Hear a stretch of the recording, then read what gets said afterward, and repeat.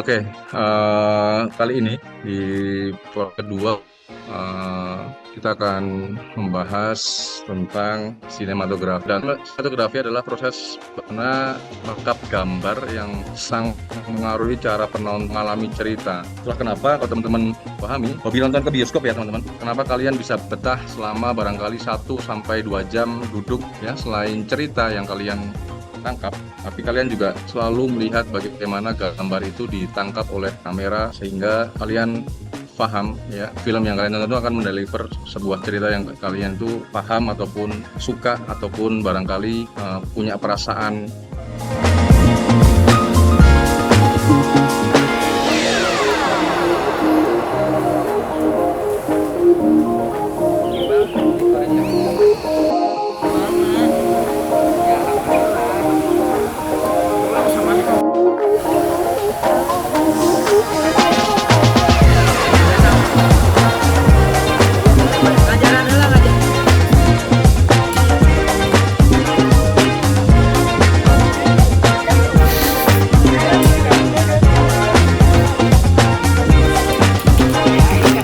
Sinematografi juga dapat menciptakan atmosfer dan emosi. Nah, melalui sinematografi kita bisa menciptakan itu semua, atmosfer hingga emosi.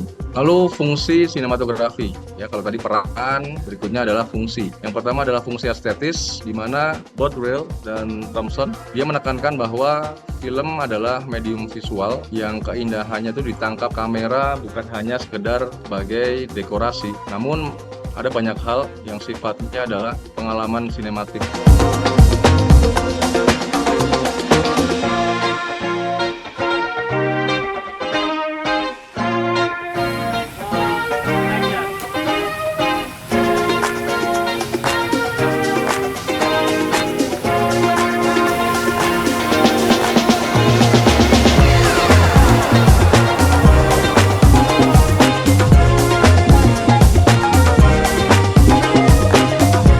Jadi sinematografi itu berasal dari bahasa Latin yaitu kinema yang berarti. Terus juga sinematografi adalah ilmu yang membahas tentang teknik dalam pengambilan gambar dan menggabungkan gambar sehingga menjadi rangkaian gambar yang dapat menyampaikan ide dan cerita dalam bentuk video. Jadi ada sebutan 5C dalam sinematografi, yaitu kamera angle, continuity, cutting, close up, sama composition. Lalu ada kamera angle atau framing, yaitu penggunaan sudut kamera untuk pengambilan gambar atau framing scene meliputi sudut kamera dan pergerakan kamera. Itu ada kamera distance. Biasanya kita kenalnya itu sama shot size.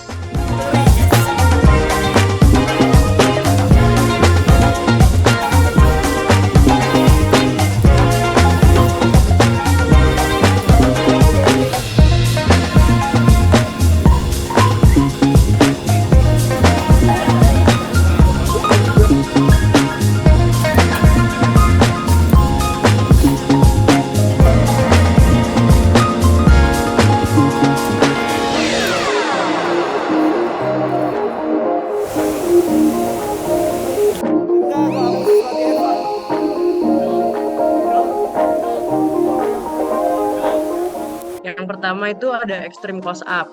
Extreme close up tuh gimana sih Kak? Sedekat misalkan mata doang nih, begini nih. Ini extreme close up nih. Habis itu ada namanya headshot atau big close up. Big close up itu biasanya jadi kayak itu pun potong antara dagu sama atas kepalanya gitu. Habis itu ada close up. Close up itu ngambilnya seleher nih. Oke. Nah, di sini ada roomnya kan, ada space-nya. Nah, di sini namanya close up. Ada namanya composition atau penempatan semua objek atau komponen pada suatu frame agar dapat menimbulkan kesan estetik atau nyaman ditonton begitu. Nah, di komposisi itu ada komposisi objek dengan objek lain. Jadi dia kayak penempatan objek yang ada, misalkan kalian nge-shotnya tuh ada kertas, ada handphone, ada pulpen misalkan. Nah itu tuh tas, handphone dan pulpen itu tuh harus enak dilihat. Nah, yang tidak kalah penting adalah satu tentang manajemen produksi.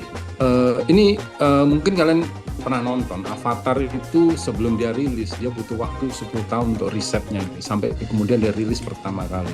Nah, setidaknya ada 5 tahap ya dalam produksi film. Mungkin beberapa dari kalian sudah mengenal ada praproduksi, produksi, dan juga pasca produksi. Produksi film itu ada 5 tahap sebenarnya yang perlu Anda pahami ya.